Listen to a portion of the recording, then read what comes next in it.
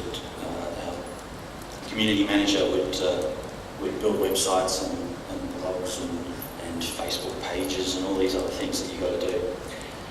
PR and communications, again, Alex would do all the heavy work there. We brought in a PR company initially. There wasn't really, there's only so much they can do for you. So most of that burden was upon us and upon myself, because I'd been the face of the company. So when the titles actually succeeded, I got very, very busy indeed with interviews and the like, and support obviously, which came after release. So there's was it 8 roles or something that we had to spread out amongst the company. So you can imagine, and mostly across management as well. So with management busy doing that, and also chopping and changing all the time, the team was obviously stretched as well. And the lack of, we didn't really know at that stage everything we were doing, so there's a lot of processes, tools, techniques that we have to build up now, and that we've been going through since. So quite a few things there that publishers need to do. We didn't do any market research, particularly. It was a lot of hunch-based sort of stuff, depending on my own knowledge and that making that ultimate decision. Now we do sales projections of our games. Market research will be something great in the future. Formal focus testing, it's very sort of informal process of same with competitive analysis.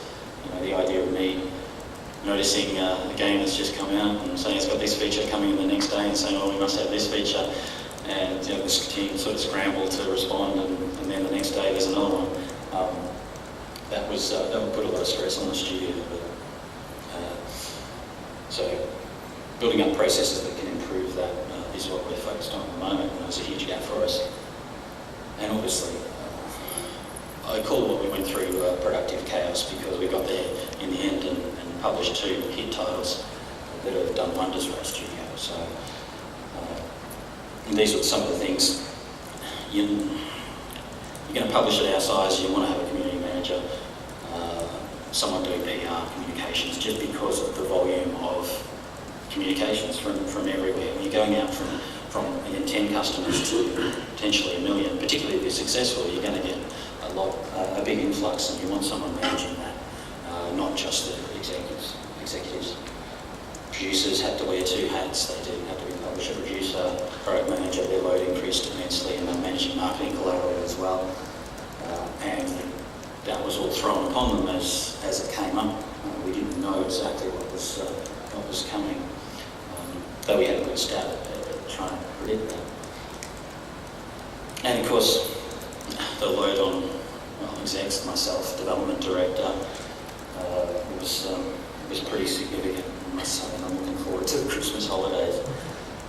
So everyone was stretched, but that's any of these transitions that we make, and this is probably the biggest transition, and you saw them in that history where we moved our value proposition up the chain. Every time you've got some bit of chaos as you make this next discovery, unless someone comes in and just tells you exactly, well, here's what it needs to be.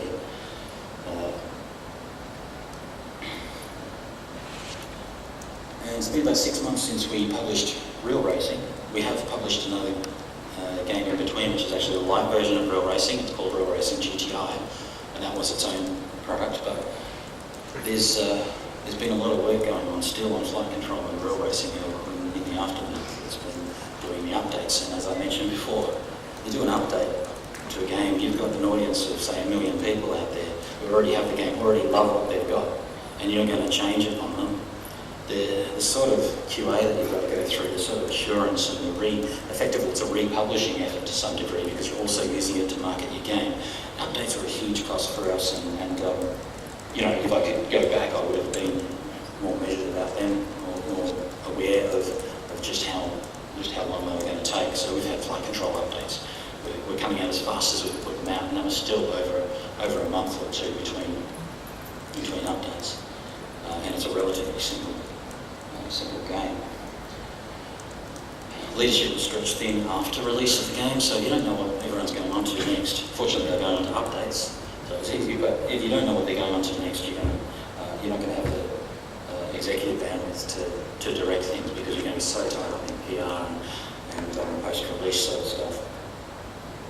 Obviously, we're working on developing tools and processes and just trying to reflect and figure out what we did right, what we did wrong, why we succeeded. And I mean, here's the big thing for me. How do we get into the same mindset we were before our success? Because that's what led to the success. Particularly something like flight control for me personally as well. To think because flight control is a hit, that I can now design games is a very dangerous thought because I managed to do flight control. It's very specific, and I was in a very different mind space back then. So it's a humble mind space, and it was a hobbyist kind of approach. But the same thing applies to the company too. We've got to get into that same mold, that same sort of fear and uncertainty with each product. If we ever think we've got it nailed, so I fear that we'll lose the edge. So this is what I thought was maybe important within our company culturally. We have an appreciation of marketing and PR. We knew that was really important. We were scared of it, rightly so. We had a strong team at the time and goodwill. You need a lot of goodwill to get through a year of self-publishing and the productive chaos that I was talking about. Obviously focused on the features of the game. I think that's something just within the studio, what I've seen and heard of other studios, I think we're very, very well product focused, and partly because we are mobile, because no one's trying to do the, we don't think we're going to do the next big Unreal Engine or something out of our game. We're just looking at getting a success on the table, basically. Managed risk. I mentioned this earlier that we were very balanced and incremental in our planning, despite the fact that it looks like, well, hey, we just spent over $1 million on real racing, which is more than a publisher would spend on their iPhone title at the time, and we did. But you could see that we had all these sort of ways of stopping that at any point and getting some value out of the product. So constantly looking at what sort of what our position is from a risk perspective. And the important thing about risk too is that you can't eliminate it. And the idea of you focus too much on minimising risk in the games industry, a hit-driven industry, you're almost certain to ruin yourself. So you just got to choose the best risk, and choose risks that play to your strengths. Obviously, choose risks that result in good consumer revenue, not pointless, kind of risks. And I guess one thing I didn't cover there was a real focus on some quality and key details. And I'd say within the studio there is a bit of an obsession with some details. Some are quite tiring. Things like screenshots just got to be spot on. That's what sells your game. If the screenshots aren't spot on, we should go and review the game and think about it again and make the game so that so that we can get some decent marketing collateral. And it'd be details like I'm constantly debating the level of contrast and colour in our games. Possibly because you're looking at this thing, you're making a buying decision on a device, possibly in sunlight.